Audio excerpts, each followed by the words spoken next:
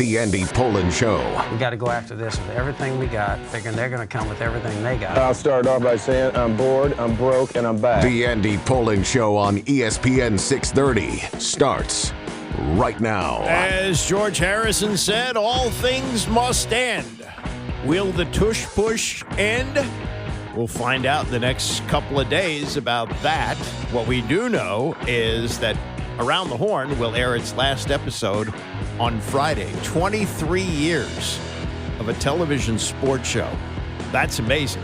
PTI has gone longer, and PTI will go on, but Around the Horn is coming to an end. Tony Reale, the host of it, was talking yesterday about it with Dan Patrick. We'll play some of what he said. Capitals packing up for the summer. Brian McLelan with some comments about where they are as they head into free agency and the draft and all those kind of things. And also, it was 10 years ago today the David Letterman show ended. The last episode of Late Night with David Letterman aired on this day in 2015, and we'll look back on that later in the show. I want to get to the Orioles and the mess that they are in. Chelsea Janes wrote a really good column about that today. We'll talk about that and a few other things. But yesterday at the Economic Club, we got our first look at Mark Clouse, who is the new president of the team. Jason Wright, his contract ended at the end of last season and was replaced by Clouse, whose background is not in sports. He was the CEO of Campbell's Soup. That's a company that's been around for like 150 years. So he's got experience working with what has been the standard in the industry, the soup industry for sure, for those years. And then he now transitions to one of the marquee franchises in the NFL that's been a mess. And it's coming out of its mess with a remarkable year that they had last year. And He talked about the transition of that and also his vision for the stadium. Now, he showed up at the Economic Club yesterday. I assume that part of the reason was to push for the stadium because they're now looking at less than 2 months before the deadline comes up for the city council to vote on the deal that has been worked out between the Commanders and Mayor Muriel Bowser to build the stadium on the old RFK site. And he was selling, I thought, quite well yesterday. Is it 100% going to happen?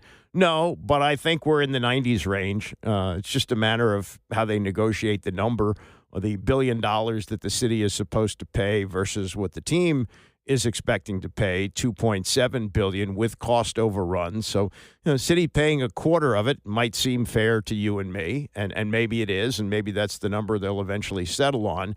But in every deal, there's negotiations, and I'm sure that the Josh Harris group knew that when they made this deal with the mayor, that there'd be some back and forth with the city council, and they've been lobbying on that. Clouse has been lobbying on that. That's his job, and we'll see where it goes. But I would be surprised if in 2030 the Commanders are playing in Landover. That would surprise me. Is that the second option if it does fall through with the city? I guess it is. It's rather easy for the Commanders to build there. They own the land. The state of Maryland has vowed to kick in a lot of money if they want to stay for infrastructure and things like that. So it's the path of least resistance, but it's the path that nobody wants. And even the legislators in Maryland know that what the constituents want is the stadium back in D.C. at the RFK site with the easy transportation in and out, particularly the metro, the central location. You know that if you live in Maryland, never go to Virginia. If you live in Virginia, you never go to Maryland. So this is what everybody wants. But there is the process that they are going through now. Now, you don't know much about Mark Clouse. He's a former Army basketball player. Grew up in Cincinnati, dreamed of playing at Ohio State, but wound up at the U.S. Military Academy and was a basketball player there. Actually played against David Robinson when he was a freshman. David Robinson at the Naval Academy. And he graduated in 1990. He flew helicopters and then transitioned to the corporate world where he was obviously an enormous success. And this was Clouse at the Economic Club yesterday talking about his transition from the corporate world at Campbell's Soup to now the NFL and the Commanders as team president. I think a lot of my professional career has been looking for opportunities to be part of things or businesses that are going through some level of transformation, business transformation, cultural transformation. These are the things that motivate me. I loved my time in the consumer goods space, and I was a public company CEO for 8 years. And I am nothing but grateful for that. Campbell's is just an extraordinary business, been around for 155 years in Camden, New Jersey. I like to brag about this because I had literally, long before I ever got there, but it is truly the blueprint for government, community, and corporation working together to truly solve systemic problems. And that, to me, at this stage of life is really what it's all about. And so when I thought about what would be this next chapter and what was I really excited about, I was looking for all the things that I love, but I really wanted it to be in sports. And I was lucky enough to be friends with Tad Brown, who's the president of the Harris Blitzer Sports Group. I've gotten to meet Josh several times, and when this role opened up, I had I said, "What do you think?" And the early conversations were pretty interesting because clearly I'm not walking in with a resume deep in sports teams. But I think as we walked the path, and what was really important to me was to make sure I understood the values that Josh, and then I got a chance to meet Mitch and Mark, and what were we really trying to do? If it was simply just to build a stadium and drive some sponsor revenue, and honestly I wouldn't have been interested. But the vision that Josh and the rest of the ownership group had was really to try to do something much more than that. Certainly transforming a business that, again, not unlike many businesses I've worked on, had wandered a bit off the path. And so how do we bring it back to the level of pride and trust that the team deserves, and then how do we use that platform to make a real impact in the community in a different way? And that is really what brought me here. And yeah, by the way, let's win a Super Bowl as well. Yeah, but no. In our spare time. We but definitely want at the end that. of the day, the idea that we're doing something much more with this franchise, winning games is incredibly important, and for all the fans out there, trust we are doing everything we possibly can to do that. But we also sense a very great responsibility as the stewards of this team for so many fans, and returning it to a level that it deserves, which we see as absolutely the best franchise in all of sports. The Commanders as a brand, so you talked about a transformation. Bringing your brand expertise at the scale you've managed brands, how do you see that? I mean, it's an interesting puzzle, right? Because there could be no greater love than the heritage of this team, winning multiple Super Bowls, all the things that are great about the business, but some choppy water there. And here's a new brand and a new name, but has this wonderful heritage. And the challenge, I think, is the Commander brand has taken on some real meaning within the organization, whether it's what Dan and Adam have done on the football side. I mean, they truly understand what a Commander is. They use it as a way to determine who's going to fit in the culture of the team. That's real. It's not it's not just let me throw the name in here and there. They actually view it.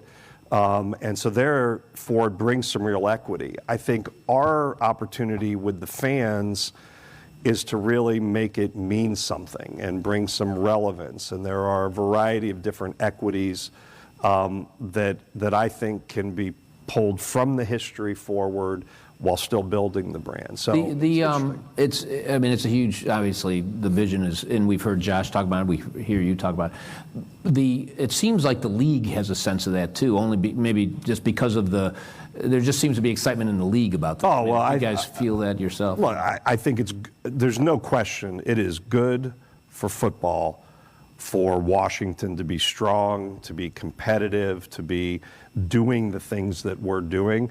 That is not lost on anybody, whether it's our peers in the league or whether it's the league itself. It is good for football for us to be where we are and continuing to move forward the way we are. That's Mark Clouse, the new president of the Commanders, speaking at the Economic Club yesterday. This is part 2 of the conversation, and it's about the vision that he and the organization have for this new stadium that they hope will be built on the RFK site for opening for the 2030 season, and what they expect to have in place once that stadium goes up. This is about, pulling forward things that we loved about that. The walk to the stadium. I've heard Josh talk about it many, many times, and living into that, but in a contemporary, relevant way that feels like you are at the absolutely premier facility in all of sports, and that's the goal, with a view that looks up the mall and that is iconic, but yet fierce, and that's what we're building. I get Mitch and Mark and Josh are like, you got to make the stands shake. I'm like, yeah, that's a big part of it. Structurally, we definitely got to have that. You got to make them shake, Mark. They got to shake. I'm like, well, I'll stand behind your chair and shake it. But no, I think we really want to try to bring that vision back. But also, it's a look forward, and I think that does match the vision for DC and the idea of being, this kind of cradle of the nation while also looking forward. And I think the community around it should be a thriving, diverse, a little bit for everyone. And whether you are a Commanders fan or not a Commanders fan, this is a place you want to live and work. And I think we have the ability in this footprint to accomplish just that. Yeah. And through a lot of arm wrestling, there is a roof on the stadium, and I think that's going to enable us to bring 30 to 40 world-class events. I mean, we will be the only roofed facility of this side in the Mid-Atlantic, and so whether that's Taylor Swift or the Final Four or any WWE wrestling fans out there, WrestleMania could come, but we are going to be able to host everything that's in the city on a national stage. And because of that roof, it gives us a chance to actually create a pipeline of jobs and development. So one of the things that I've done in a lot of building and manufacturing facilities, built the largest bakery in the world, was the development and training of folks to be able to work in the construction of the stadium, and then translating that development so that they can actually go to work in the stadium, right? Not unlike a plant where we would train folks to construct and then end up working in the lines. There's a pipeline here of real jobs that can be created, and thus then start to create this economic engine, which would be housing, grocery store services, transportation, all the things that are great. And the good news is we're starting from a site that actually had a stadium. So a lot of the infrastructure thinking was contemplated in the original RFK. We're just going to enhance that and build off of it. That's Mark Clouse, again, the new president of the team. What he's saying is interesting. I hadn't really thought of it in those terms, but you take the people who helped to construct the stadium and then you give them jobs, I would assume, in stadium maintenance and things like that, because if you're talking about events, he's saying maybe 30 extra events beyond the 10 Commanders games, maybe 10 or 11, maybe 11 or 12 if they get playoff games, whatever. It's still not many events that take place there during the course of the season. So, if you're talking about people who work in concessions or, ticket taking, whatever they do, tickets, they don't even have tickets anymore. Whatever, how they read it on your phone when you go in and out. Those are jobs that are only going to be used, relatively few days a year, 40 to 50 times a year. So that's that. I don't know exactly how that's going to work, but he is saying that it will create job opportunities full-time, more housing around the stadium, which is what the city is interested in. It's not just going to be the stadium. And he does a pretty good job of selling it. Let me just, one thing, though, about these seats, the seats that bounced up and down.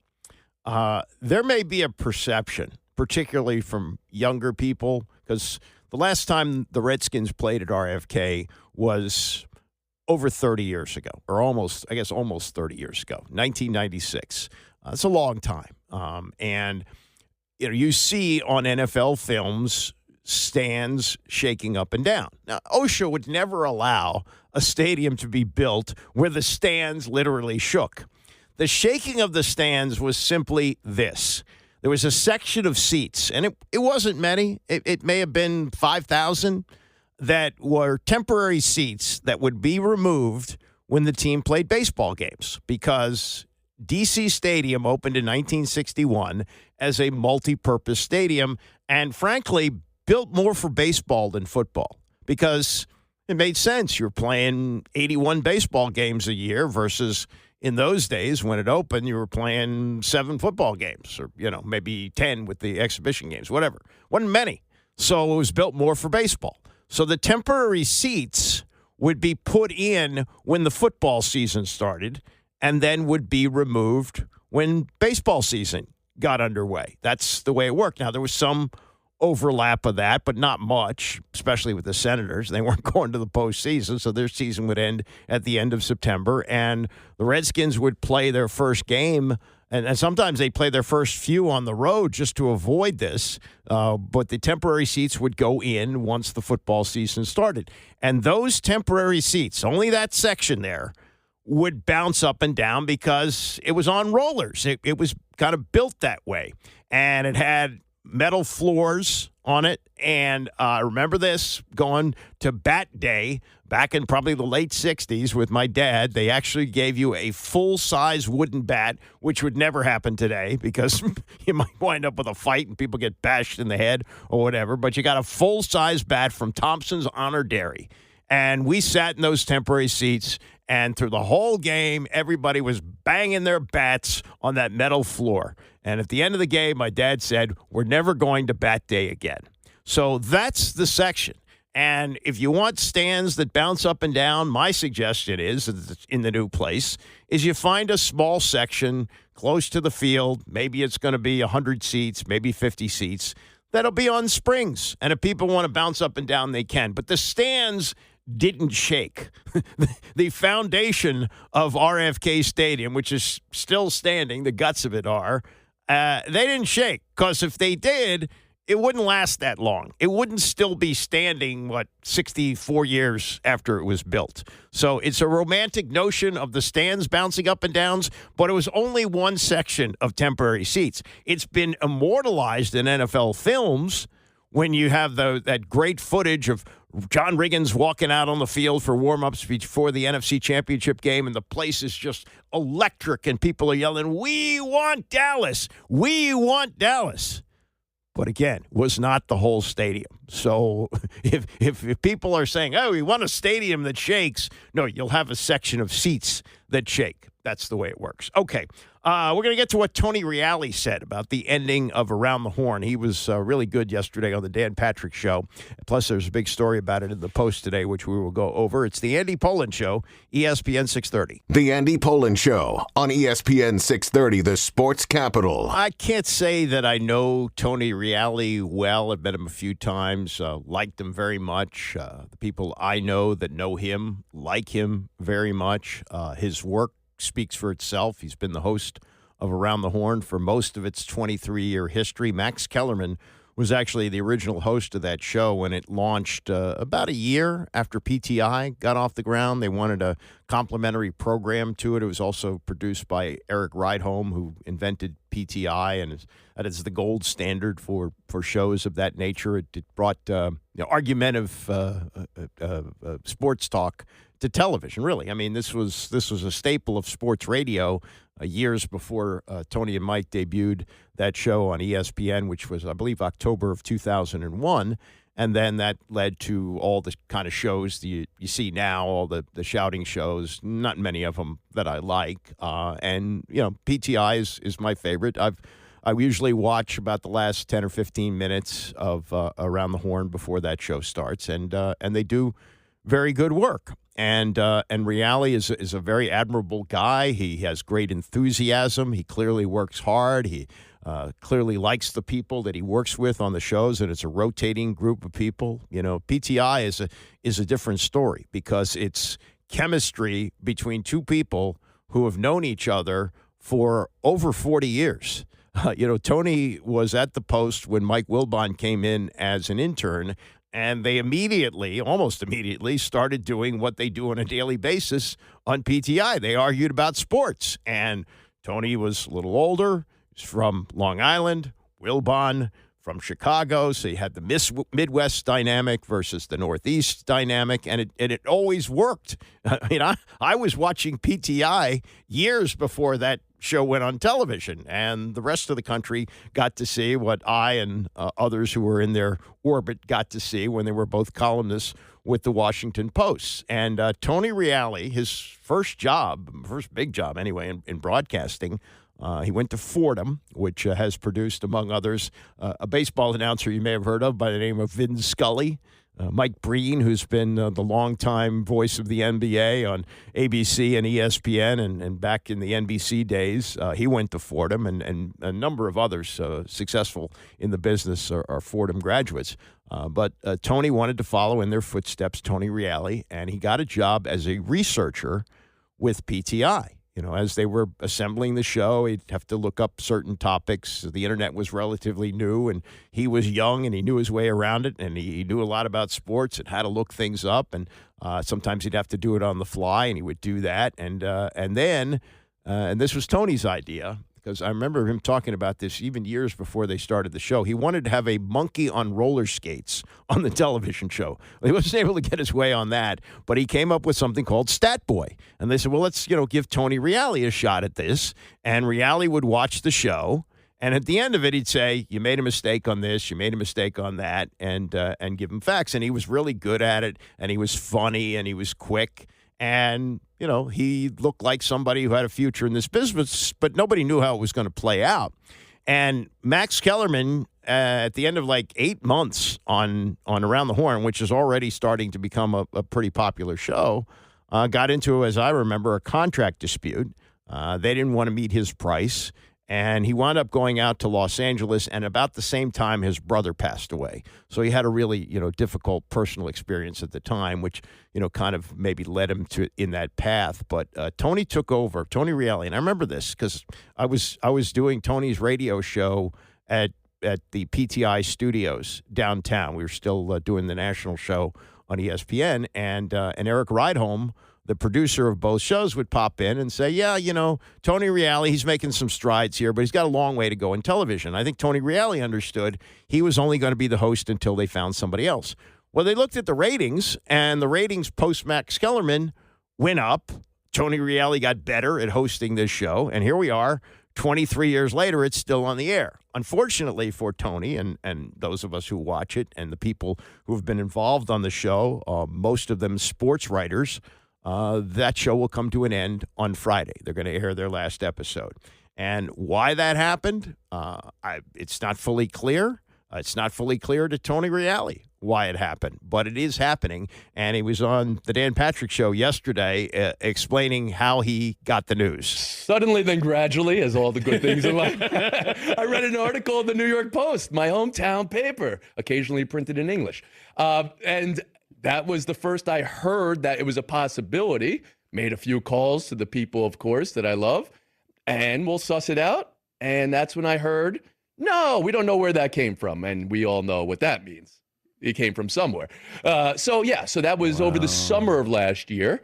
I had my people look at things like ratings, as if that might matter or something like that. We were up. We were doing great. So I wasn't really worried. But, once that stuff's toothpaste is out of the tube, you know what it is. So. Okay, but do you sense the show is heading in a different direction?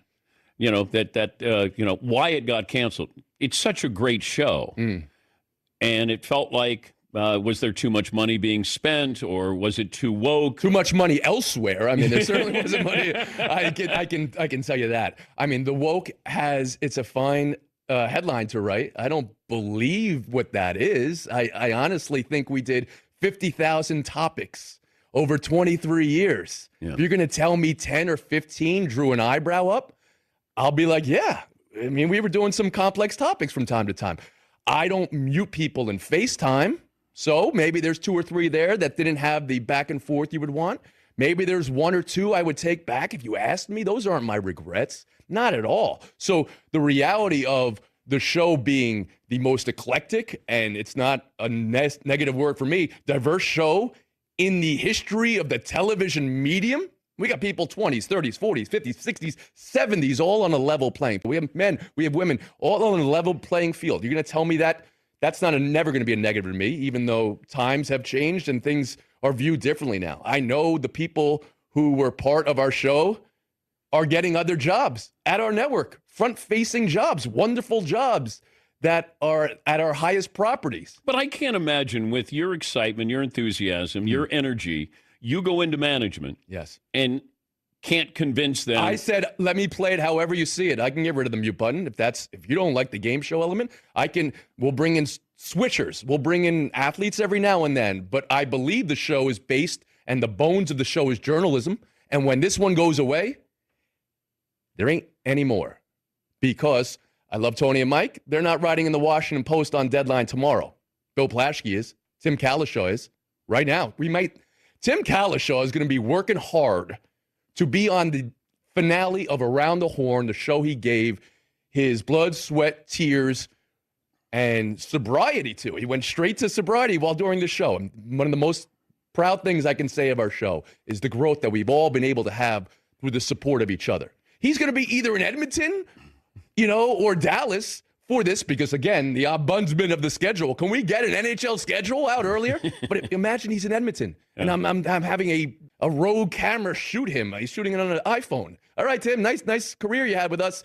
See you later. But these were suggestions that you had? I threw them out to my immediates, the great Eric Rydholm and Aaron Solomon, and I also then had a chance after some time to convey them to some people, or at least put my words out there. I mean, these were conversations I wanted more of. Okay, but mute button and athletes? Yeah, I'm speaking very frankly here. I would throw out the kitchen sink.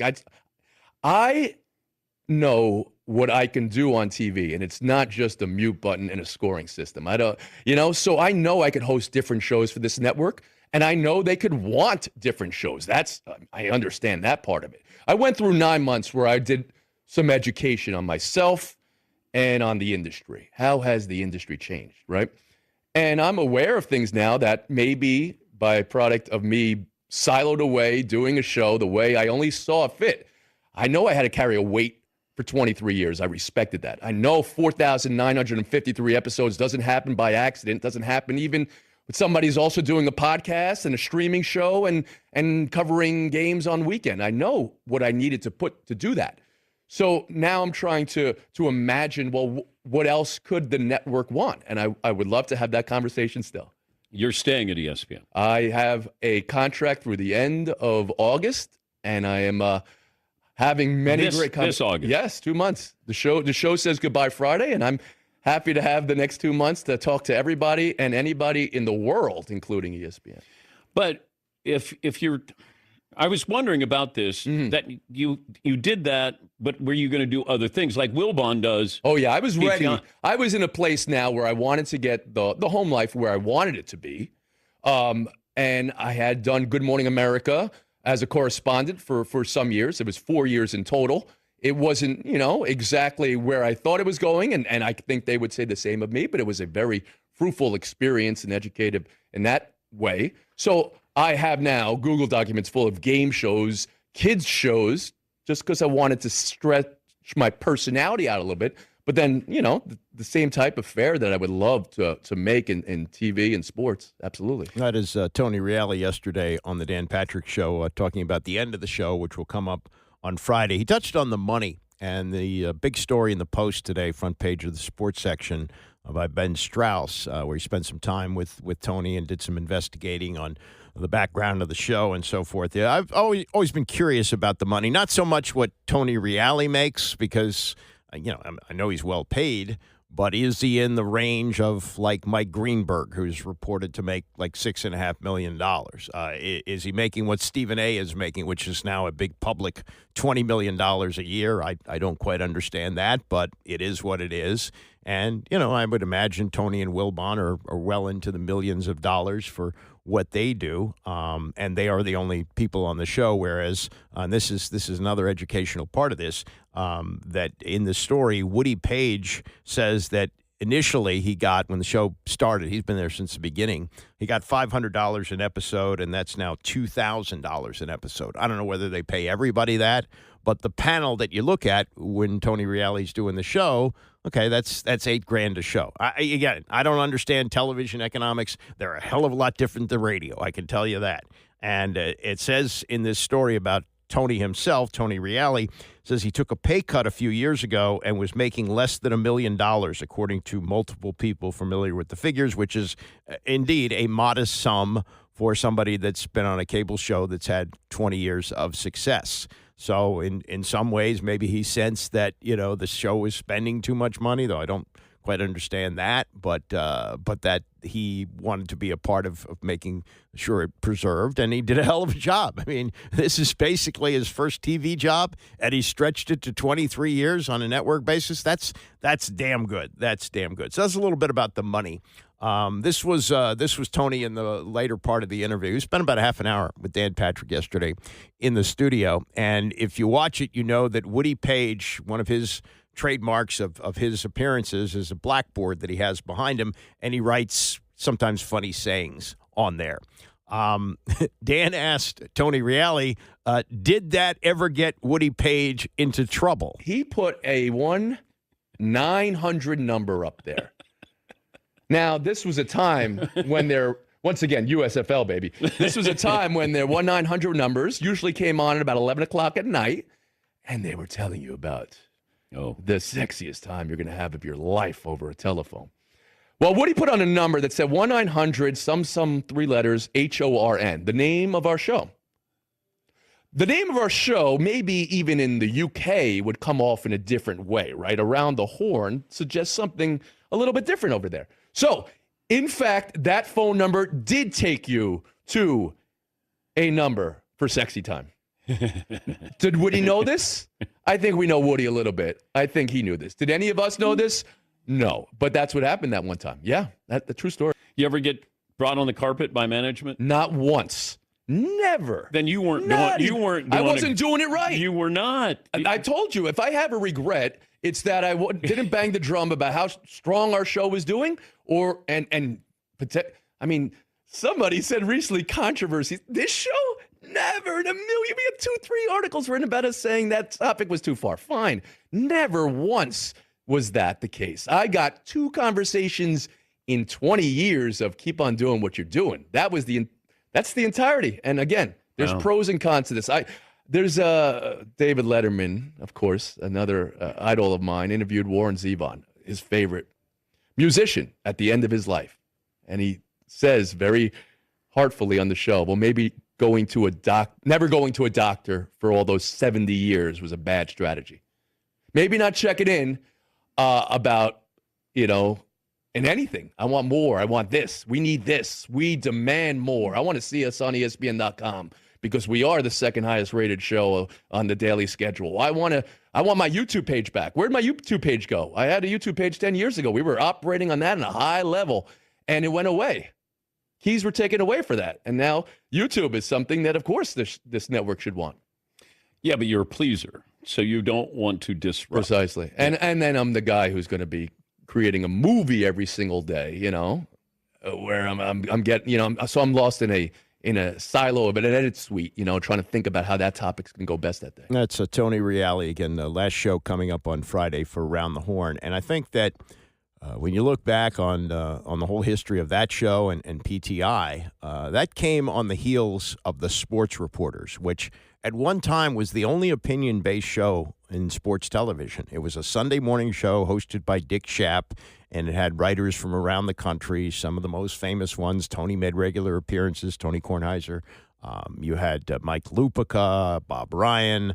These were people who were well-known in the industry. And it was a live Sunday morning show, so it was difficult to get, L.A. people unless they were in town to, cover a Knicks game or Giants or something like that. But, by and large, it was a group of East Coast-based columnists who would kick around sports topics. And it was important that they had their credibility from working for newspapers. And that was a help for Tony Kornheiser and Mike Wilbon, both at the time still Washington Post columnists when they launched PTI. And then on the heels of that, you get this show, Around the Horn, which is, as Tony Reale said, the only show left where you have journalists. And that's where ESPN is right now. Pat McAfee is a former football player. Stephen A. Smith used to stand on, and I don't think he would dare do this now, but when he got his start, he was working for the Philadelphia Inquirer.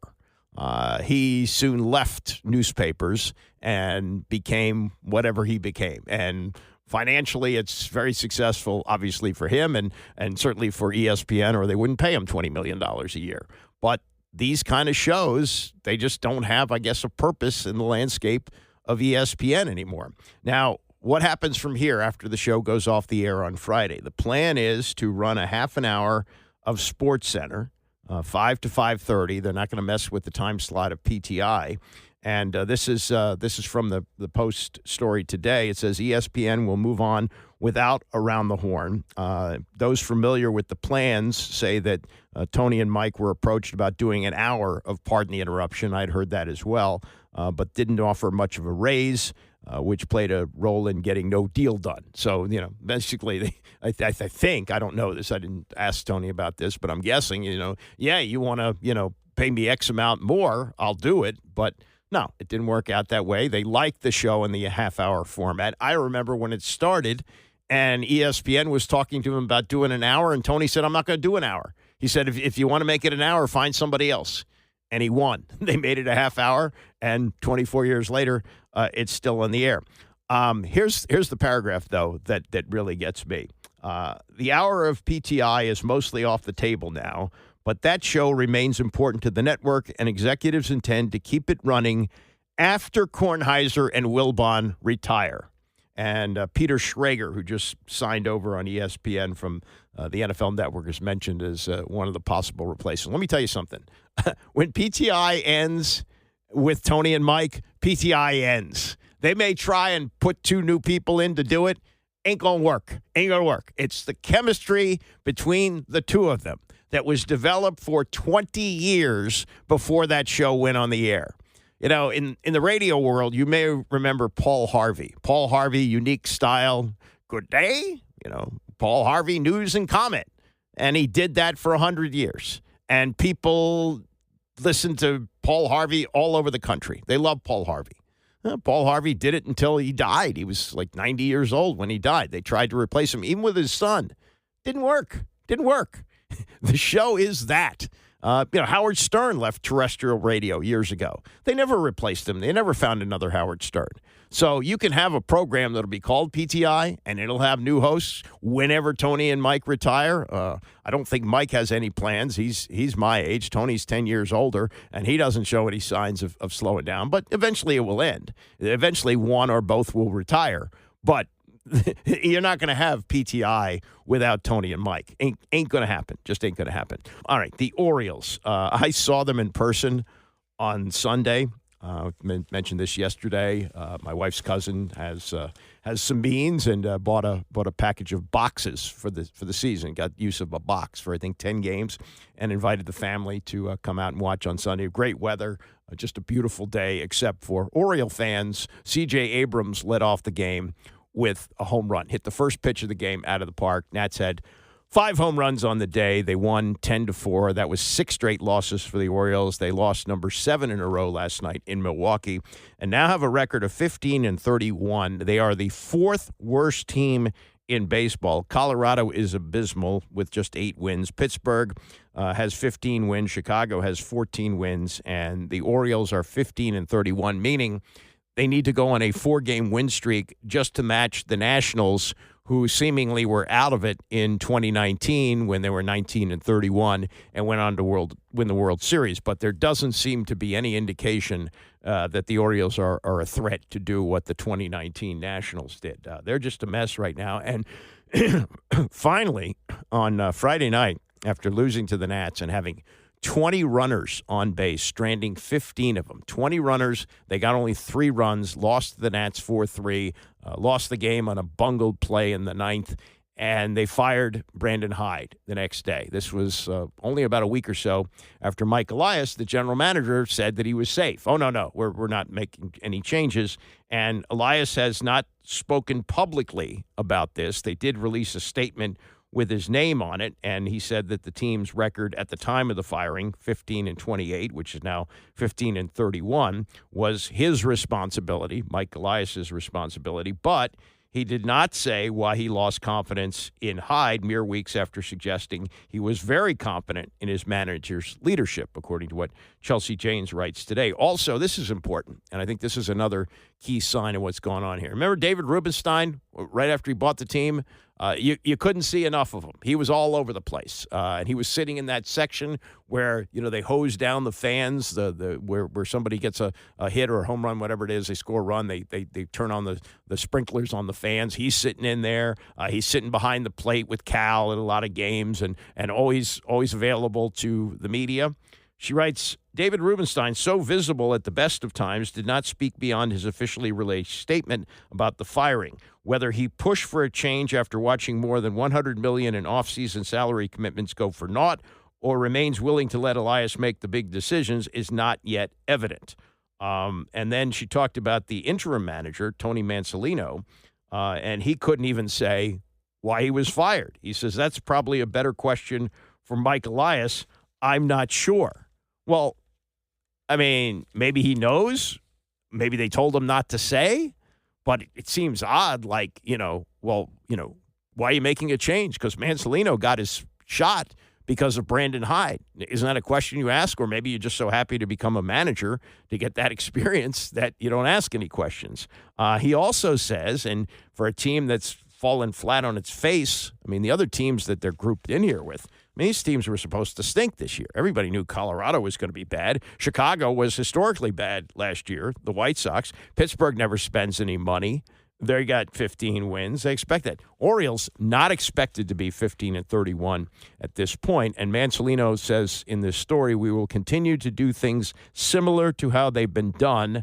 How they've been done has been good in a lot of different ways. Well, not lately.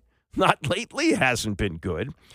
She also talks, Chelsea Janes also talks about some of the things that the Orioles did in the offseason. They hired a full-time mental coach this past winter after puzzling over their hitters' struggles under postseason pressure. The mental coach was not hired for the regular season. The mental coach was hired for not if they get to the postseason, but when they get to the postseason. They've been there the last 2 years and have been swept in both of their first-round series. So this was supposed to get them over the hump once they got to the postseason. But they're not going to get close, it looks like, this year. They seem to plan their future around the linear growth of nearly every hitting and pitching prospect who had initial major league success. They have not received it. Now, Jackson Holliday came up, as you remember, last year. A lot of fanfare, allowed him to wear number 7, which was Cal Ripken Sr.'s number, got the permission from Cal to do that, and he was expected to be, the next in the line of great players coming through their minor league system. Well, he was a mess when he came up. He had like 2 or 3 hits and struck out like 15 or 20 times, and they sent him back down. And now he's a pretty good hitter. He's hitting 275, hit a home run in that game I was at on Sunday. He's come around a little bit. But Chelsea writes, are they willing to let beloved, proven, hard-nosed clubhouse presence Anthony Santander walk in free agency because they could mirror his production with Tyler O'Neill for a lower cost, not realizing the hole that Santander would leave in the clubhouse and underestimating the frustration watching his replacement struggle with predictable injury issues? Plus, For all its undeniable smarts in rebuilding the Orioles farm system, the front office has failed to build adequate pitching depth multiple years in a row. Neither Mike Elias or his closest advisors have handled Major League roster construction in their previous stops, and in some ways that shows. They have largely waited for a young core to turn into winners instead of adding pieces that would transform them. And this is something that Tom Verducci wrote about yesterday, is that you only have a limited window with a team with a payroll like the Orioles. Like the Dodgers, they can keep throwing money at players, and they're going to be good for a long time. Red Sox, Yankees, they have that kind of luxury. And you're the Orioles, you're kind of like in the same boat that the Nationals were in. You had Max Scherzer on what turned out to be a really good contract. You had a couple of other young players who were under rookie deals, like Juan Soto on that. Steven Strasburg, who had injuries throughout his career, miraculously stayed healthy for the entire 2019 season, led the league in starts. So things came together, and you were able to do that. But that window closed pretty quickly, didn't it? For a variety of reasons, including the Strasburg injury and so forth. But the Orioles, you got Rutschman, and you got Gunnar Henderson, and you got Holiday and a few other young players. But pretty soon you're going to have to start paying them. And while you have the luxury of having them under rookie deals or deals or first deals, I should say, arbitration will come up and things like that, use the money and spend it on pitching. And they didn't do that. And they're 15-31. All right. Coming up, Brian McLelan, the president of the Capitals, speaking yesterday about where they move forward and what he says about the future of Alex Ovechkin with 1 year left on his contract. It's the Andy Pollin Show, ESPN 630. So, Washington Capitals off for the summer again. How do they handle this team moving forward with young players and Alex Ovechkin going into the last year of his contract and still hopefully compete for a Stanley Cup? That addressed yesterday by team president Brian McLelan. We'll get to his comments on that. Also, 10 years ago today, David Letterman, last late night show, over 6,000 shows on late night television for David Letterman. Had a longer run than Johnny Carson. Last time we saw him clean shaven, as a matter of fact. We'll talk about that. Giannis Antetokounmpo, if he's traded, where will he go? Brian Windhorst yesterday on the Dan Patrick Show talking about that, and we'll play that shortly. A lot of NFL stuff to get to, including what is expected to be a vote at the owners' meetings today on keeping the tush push. The Green Bay Packers have tweaked their proposal on it just a bit, and we'll get to that. And also a good column the other day written by Mike Freeman in USA Today. Roger Goodell says they're going to stick with their DEI programs, including the Rooney Rule. But are they really? And in this column, Freeman looks at how the league is handling things now with likely pressure from the administration. It's going to be interesting as we get closer to this vote on the city council for approving the stadium deal between the Commanders and what was done with the mayor. Will there be pressure from the administration to make sure that there are no DEI initiatives in place? I mean, we're really in a bad period of time with this, and I will get to that coming up shortly. Anyway, Brian McLelan addressing the media yesterday. This is pretty much a standard procedure at the end of every season. Players clean out their lockers and talk to the media. We played some of that yesterday with Tom Wilson and Alex Ovechkin. So this was McLelan on the question about Ovechkin, who said he intends to play next season. He's got 1 year left on his contract. He has said he'd like to finish playing hockey in Russia, but intends to fulfill his contract here, and kind of left the door open for continuing after that. That's going to have to go both ways. It's got to be, does the team want to definitely bring him back at a price? I mean, I'm sure even if he has an off season, even if things don't go well and he gets hurt, they're going to want to bring him back. He's a great drawing card, and he's certainly not hurting the team by being on the roster. But it's just a question of what does he want to play for, what's going to be worked out, and so forth. He will have a job in the organization as long as he wants it. He's the greatest team sport athlete, and I'll still qualify this post 1950.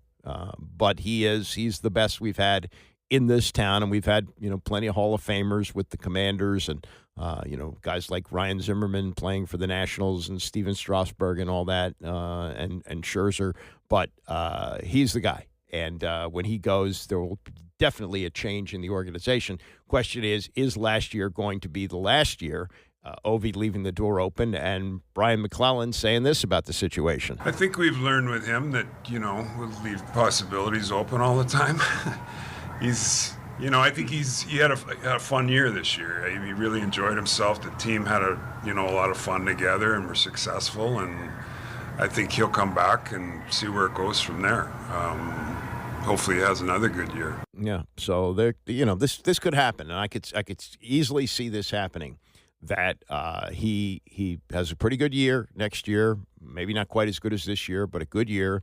And he says, yeah, I'd like to keep this going. So they sign him to a 2-year contract with an option in the second year, whether it's the team option or his option. I could see that happening. As for what they do now, that they didn't get past the second round, is there one piece that they need to add? Looks like they solved the goalie problem last year in trading for Logan Thomas, for sure.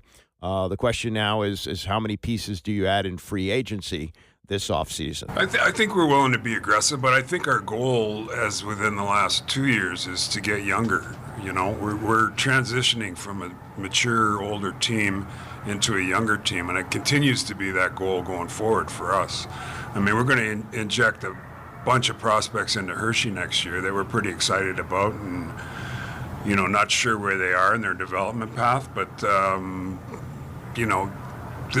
over the next 2 years, we're going to be adding young guys, and hopefully we can complement it with a good transaction or two in free agency or the trade market. And as far as what they do, won't necessarily be predicated on going out to Carolina. Sometimes that'll happen. You'll lose a series to a team and say, boy, they exploited this weakness with us, so we're going to really have to bulk up at this position, and we're going to go for it there. And McLelan says, yeah, that's kind of a knee-jerk reaction when you lose in a playoff series like they did to Carolina, but it's not necessarily the right way to go. These teams are so close, and it's, a bounce or goaltender save away from advancing. I mean, I think it's tough because immediately after you lose, there's so much emotion, and people want certain things. They want to put blame on certain things, and it's hard not to just buy into those certain things and make decisions based on that. I mean, I think you have to assess where you're at, and do you really think you can win a championship? And, I think we went through it for a few years where, we kept our core and we decided let's try and add around it. Let's here's the area we want to address. Let's try and address that area and keep coming up, keep showing up, and keep trying to win. And eventually you break through, hopefully, and which we did in 2018. I was thinking about, and I've talked about this before, the Redskins in 1986, I believe, lost to the Giants all 3 times, including the NFC Championship game, which they lost 17-0. That was with Jay Schrader at quarterback. And they determined that part of the reason the Giants were so dominant against them, they ran that 3-4 defense that not every team was running, and they had Jim Burt as the nose tackle, and the Giants team went on to win the Super Bowl. They said, well, we're too small on the offensive line, particularly at center. And they didn't have free agency in the NFL in those days, so it was a little different circumstance. So they took Jeff Bostic, who had been their starting center, and had been their starting center when they won the Super Bowl after the 82 season, went back after the 83 season, and won their I guess he got hurt that year when they won the division in 84.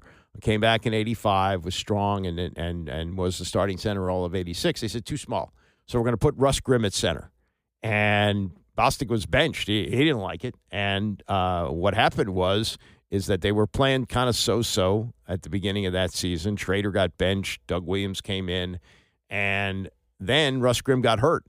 Bostic went back into center, and they were playing great.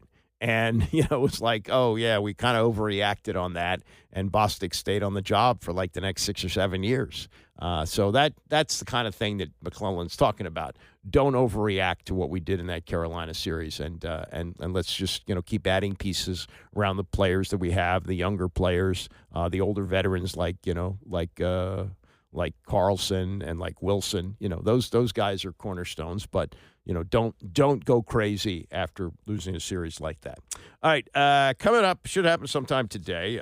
They will have a vote on the proposal from the Green Bay Packers to ban the tush push, and they have added a little bit of different language in this. They've updated the language. Offensive players cannot assist the runner except by individually blocking opponents for him. They also eliminated immediately at the snap in the updated language for whatever that's worth. Now, what they found was that the Eagles have, as have had success doing that, but it appeared in the league at only 0.28% of total plays last year.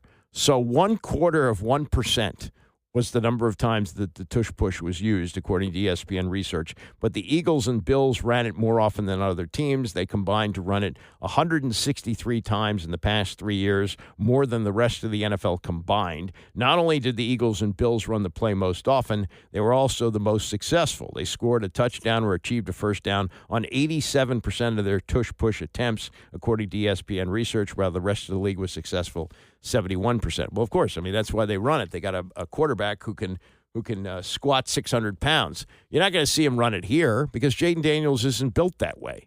But it basically replaced the quarterback sneak, which teams wanted to do away with. I remember a game like 10 years ago at FedEx Field. The Redskins were playing the San Diego Chargers, and the Chargers had the ball at the Redskins' 1-yard line, 1st and goal. And they ran shotgun 4 times for Phillip Rivers, who's big. Rivers like 6'5". They ran shotgun 4 times, and the Redskins stopped them and went on to win the game. Now, they were both really bad teams then. But the logic of not having your quarterback, who's 6'5", not fall forward on a quarterback sneak and pick up the touchdown is insanity. So, this is just a variation of what the Eagles are running here. And I don't know if it will get banned. Dan Quinn has said, I don't want it banned. I want to find a way to stop it. And remember, in the championship game at Philadelphia, they had Frankie Louvu jumping over the line to try and disrupt things because if you got a penalty, it was only half the distance to the goal line. So you're giving up a few inches here and there. And Louvu, going against his coach, he's not saying, oh, well, my coach says we're just going to find a way to stop it. He wants to do away with it. Now, you might expect that from a defensive player, but this is what Louvu said on the NFL Network show Good Morning Football. He says, kind of like a cheapo play. He said, that's pretty much a scrum in rugby. That's how I kind of look at it, and we've got to have a scrum, too, on the other side. He says, I think they should ban it. And he says that the offense has an inherent advantage by deciding when the ball is snapped, which is true. But this was in place. What the Packers are suggesting was in place. They just didn't know how to call it. So they said, okay, we're just not going to call it anymore. But assisting the runner, dragging the runner across the goal line, pushing him from behind, I agree with Louvu. It doesn't seem like football to me.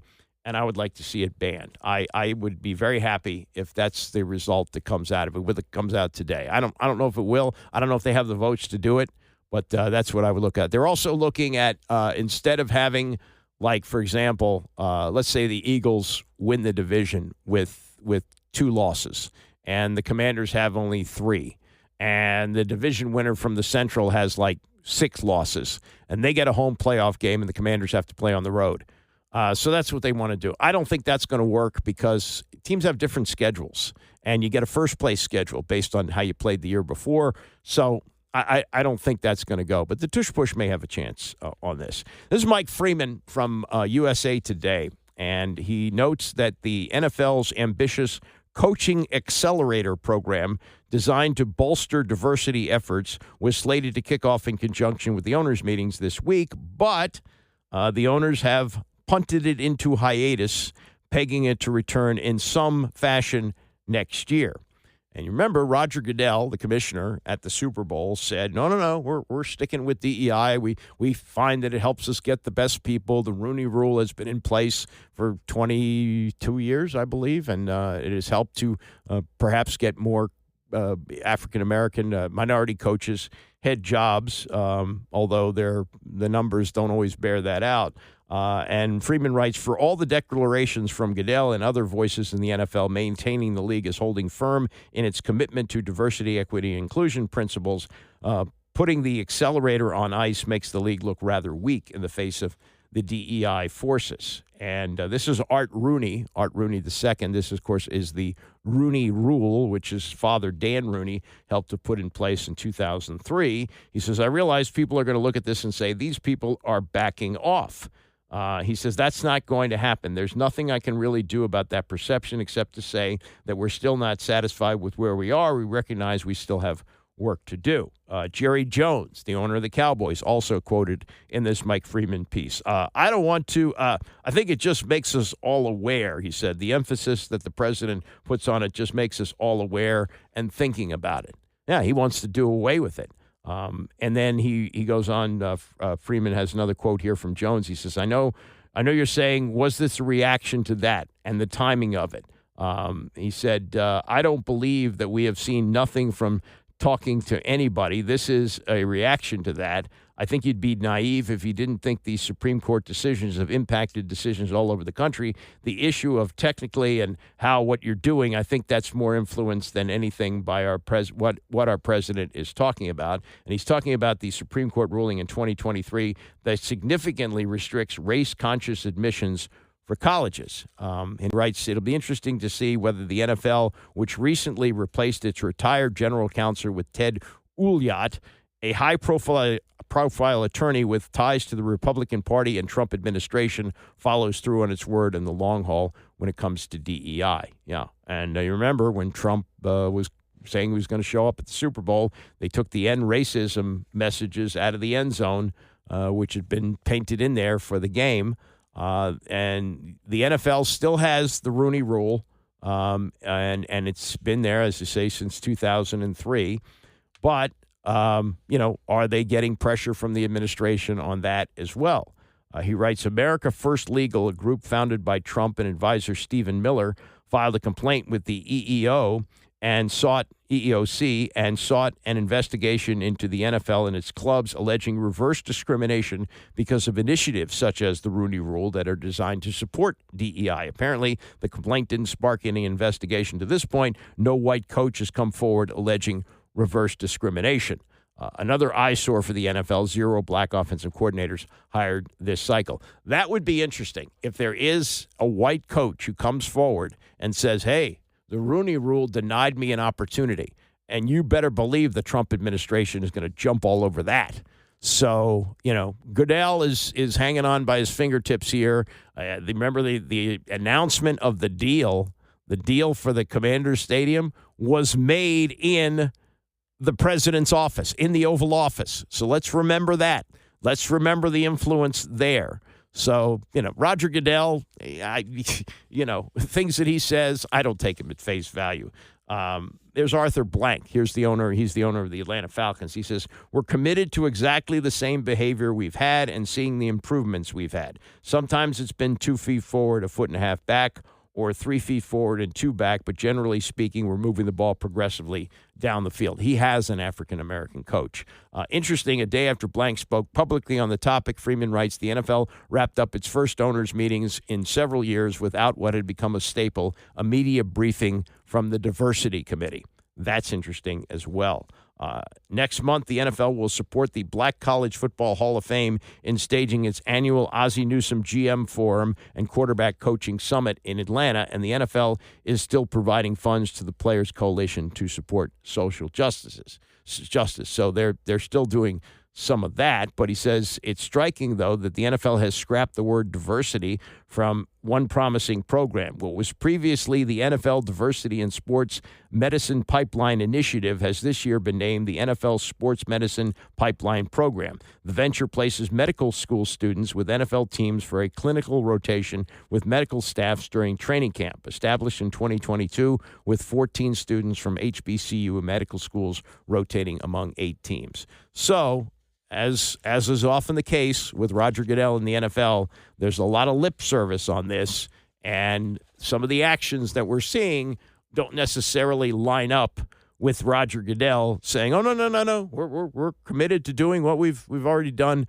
in the past. We are committed to moving forward because we think that helps us find the best people." The administration is saying, "Well, that's not legal. We're doing away with that." We'll find out where that goes. All right, that's enough for me. Bram is coming up next. I'll see you back here tomorrow morning at 9 a.m.